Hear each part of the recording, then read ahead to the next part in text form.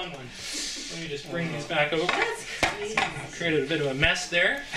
And we're close to the end of this. I've got to get my pen here. There it goes. And maybe many things going on here. Okay, so I forgot one of the tricks earlier. I'm not going to be able to do that one, but that's okay. Rest assured, we can cut out this part. All right, so I'm on to the finale. Okay. On to the finale early. That's pretty good. Okay, so finale, final trick. Whew, gotta calm down. That was exciting. Okay, here we go. Okay. All right, final trick. I'm going to draw your attention to my hands, folks, because somebody asked me, Sean, can somebody else shuffle the cards? And there was a trick earlier in which I told a story about when somebody else, I gave them the opportunity to shuffle the cards, and it wasn't a good idea. So I ended up arranging a trick, which is this one, in which I'm going to let you shuffle the cards, and I'm showing you a bunch of different ways that I shuffle, so that you can sort of feel comfortable shuffling however you feel comfortable in a second. So these are all overhand shuffles, riffle shuffles. I don't know which ones you folks know how to do, but we're going to find out in a second. The problem with all these shuffles that I'm showing you is that there's only one person in control. That's like giving one person full control over the deck of cards if they happen to have skills with their fingers. Okay, so we're going to take a collaborative approach. All right, I'm going to make some piles with the deck, something like this here, and it's going to be about the same size each. Let's say, do this one here, and I'll put these here. And Gary, I want you to shuffle these. Okay. Martin, I want you to shuffle these, and I'll show you some examples of shuffling. Like some people, they just sort of move the cards around in their hands if they don't know how to shuffle very well. Right? Just make sure they're mixed a little bit. Other people know how to do these sort of riffle or sort of overhand shuffles where you move them around in chunks. Right? Whatever is comfortable. You can even just smear them around on the table if you want to. Just the idea being that we're going to get more than one person responsible for the order of the cards. Good job. I see you both have sort of played cards a little bit, right? You can do the overhand shuffle well. Tiny bit. Crazy.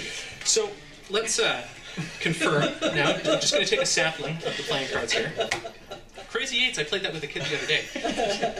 So now no single person is responsible for the order of the cards, and you'll see this sometimes happening in casinos where they break them down, they shuffle them in packets, and then they give it one more shuffle and put them back together. So we can be sure now that I can't know the exact order of this deck, right? Fair? Fair. That's about as fair as it gets. Now, we've got 4 cards that we found just as a sampling. We've got here the clubs, the hearts, the spades, and the diamonds for the aces, which is a good start, right? This is a good start. Now, I could have been controlling that all along because I was working with some of them. So I'm going to get Martin and Gary to help me out just a little bit more for this next bit because we're going to lose these aces in the pack. Let's go here, and then we'll put some more on, let's say, the ace of clubs. And Martin, what I want you to do is help me lose the aces. I'm going to take this ace of clubs. It's still here. I haven't switched it. No funky business yet. I'm going to put it on top of that. And I just want you to cut some of the cards, not all of them, from on top of the ace of hearts and put it from there. Perfect. And then, Gary, I want you to cut some cards from here and put them on top of this one, which is the ace of hearts. Okay? All right. And then for the spades, I want you to do the same thing. Yep. Wait a minute. There's the spades. Yep. It's still there. Put them on top of the spades.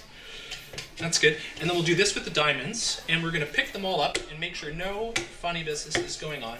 So it's fair to say that you two had a great deal of control of where those aces landed. Right? Huge control. But I was paying attention. So, based on, if they were all on the top, that would freak me right out. I would be like, ah. Yeah. Okay, so they're not all on the top. I don't know where they are. Nobody does, frankly. But I can get a sense based on, that feel for the deck I had. And I'm going to give it one shuffle and see if I can get some sense of control here. Just one shuffle. It's got to be very, very precise. Sorry, folks, for this is the quiet part of the show. I've got to cut right there. That's good. Okay. Based on that, I think I can find them, but not without bringing down some power that's not quite my own. All right? You've probably heard casting a spell, right? It's vaguely related to spelling. Oddly enough, so I'm going to try spelling to these cards. It seems absurd, but it works. Watch. So, ace of diamonds. Let's just take the ace of diamonds. Okay? So, ACE spells ace, OF spells of, and DIAMONDS spells ace of diamonds. I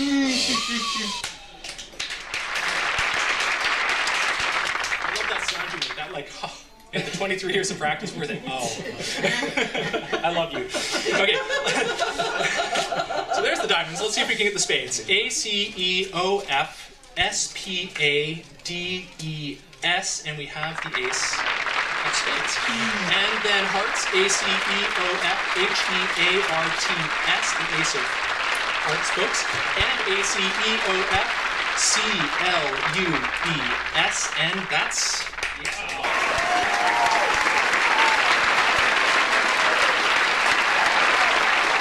which leaves you with 4 cards, kind of distracted, except for the 4 cards.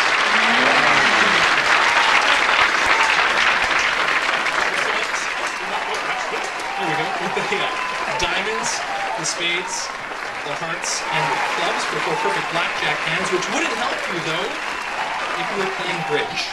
And this is as good as I get, folks, because we have here all of the clubs. We have here all of the hearts. We have here all of the spades. And finally, all of the diamonds.